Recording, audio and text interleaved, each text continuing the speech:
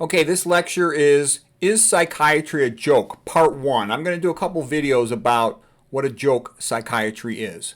Okay, and so don't get me wrong, I know some good psychiatrists. I know a couple of guys, I'm friends with them. They're nice, they're intelligent, they're pleasant. My father was a psychiatrist, so there are some good people in psychiatry, but the field itself is hopelessly kind of screwed. And that's one of the things I've seen is that when the system a person works in is bogus, even if that person's good, it's hard for them to be anywhere near as good as they could be if they were in a better system. And so I'm going to link to this video here with Dr. James Davies. He's a PhD, but he's actually a brilliant guy in terms of his analysis of psychiatry. Because I know a lot about psychiatry. I even considered going into it briefly. And he basically interviewed the guys who wrote the DSM version 3 from around 1980 and subsequent versions. And they weren't even embarrassed to tell him about how they wrote it, which was basically a joke.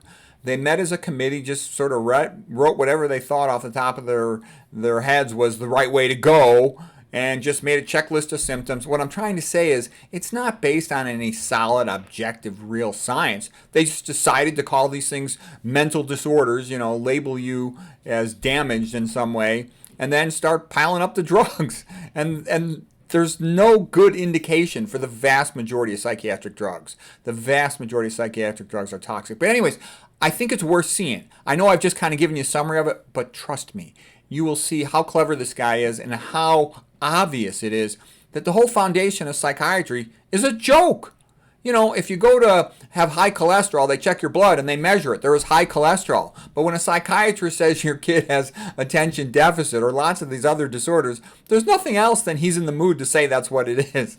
Okay, and then you can get stuck on these brain-damaging medicines for life. The average chump doesn't know any better. So anyways, I'll link to the video. I think it's worth watching.